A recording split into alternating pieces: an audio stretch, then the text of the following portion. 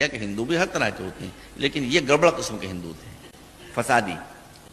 آچاریہ گری راج کشور جی نے یہ فرمایا ہے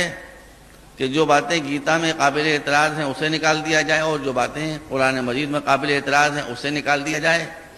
تو 50% مسئلہ تو میں 1 سیکنڈ میں حل کیے دیتا ہوں، اس لیے کہ گیتا میری پڑھی ہوئی ہے، گیتا میں کوئی قابل اعتراض بات ہے ہی نہیں۔ اگر سارے ہندو گیتا پر عمل کرنے لگے تو جھگڑا ہی ختم ہو جائے،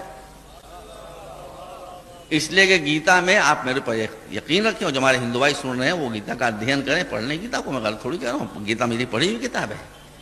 گیتا میں کہیں بت پرستی کی اجازت ہے ہی نہیں، گیتا میں تو بت پرستوں کا مذاق اڑایا گیا ہے، گیتا میں تو بتوں کا مذاق اڑایا گیا ہے، گیتا میں تو توحید خالص ہے کہ آپ جتنے بھی لوگ ہیں 2 4 5 10 15 20 سب آ جائیں ایک طرف سے،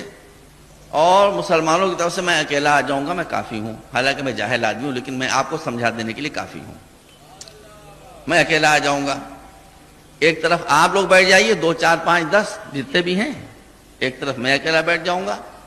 اور پھر جو سلجھے ہوئے 2 4 ہندو تھے سادھو، میں نے ان کا نام پیش کیا جن کو میں جانتا تھا، وسن آچاریہ اگنیویش یا وہی جو رشی سے آئے تھے منی، ان کا نام میں نے پیش کیا، میں نے کہا یہ لوگ پنچ بن کر بیٹھ جائیں، مگر ایک میری شرط ہے، ادھر آپ بیٹھیں گے، ادھر میں بیٹھوں گا، بیچ میں یہ پنچ بیٹھیں گے، یہ حکم بیٹھیں گے، یہ آربیٹریٹر بیٹھیں گے، اور ساتھ میں ایک نائی بیٹھے گا استورا لے کر، ایک حجام بیٹھے گا استورا لے کر، آپ وہ آیتیں پیش کریں جو قابل اعتراض ہیں،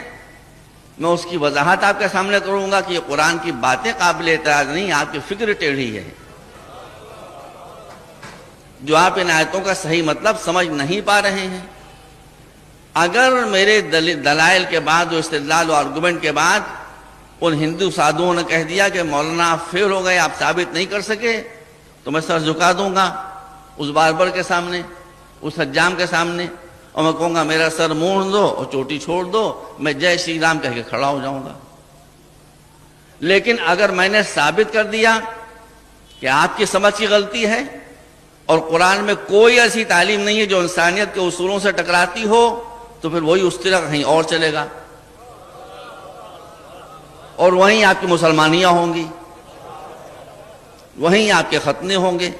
اگر آپ اس پر تیار ہوں تو جہاں کہیں جب کہیں میں حاضر ہونے کے لیے تیار ہوں۔ بڑھاپے میں باتیں کرنا آسان ہے، ختنے کرانا مشکل ہے۔